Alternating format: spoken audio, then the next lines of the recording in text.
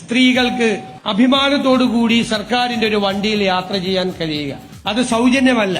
Bus വന്നാൽ കാശ് കുറഞ്ഞ ട്രാൻസ്പോർട്ടിൽ തള്ളിക്കയറും. എന്നാ തൊട്ടപ്പുറത്ത് കുട്ടിയെ ചേർക്കുന്നത് ഫീസ് കൊടുക്കുന്ന സ്കൂളിലാണ്. സൗജന്യമായിട്ട് ബസ്സിൽ യാത്ര ചെയ്യാൻ വേണ്ടിയിട്ട് ഒരു സ്ത്രീകളും നമ്മുടെ നാട്ടിൽ സമരം ചെയ്തിട്ടില്ല.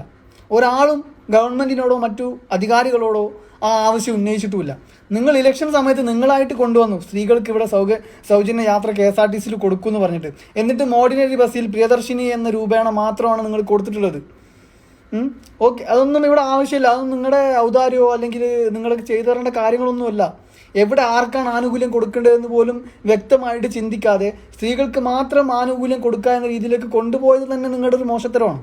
എന്നിട്ട് അത് ഉപയോഗിക്കുന്ന സ്ത്രീകളെ നിങ്ങൾ ഓസിക്ക് നക്കുന്നു എന്ന രീതിയിലേക്ക് പരാമർശിക്കുമ്പോൾ എത്രത്തോളം മോശമാണ് നിങ്ങളുടെ ചിന്താഗതി? നിങ്ങളൊക്കെ ഇതുപോലുള്ള കസേരകളിൽ ഇരിക്കാൻ യോഗ്യരായിട്ടുള്ള ആൾക്കാരാണോ?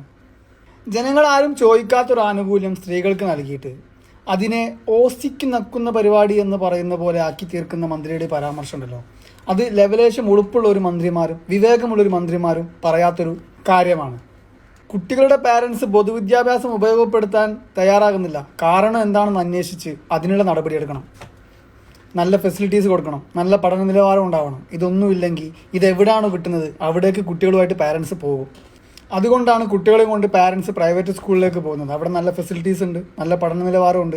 പഠന നിലവാരം കുറയുമ്പോൾ അതിനനുസരിച്ച് അവർ ആ നിലവാരം ഉയർത്താൻ വേണ്ടിയുള്ള ശ്രമങ്ങൾ നടത്തുന്നുണ്ട്.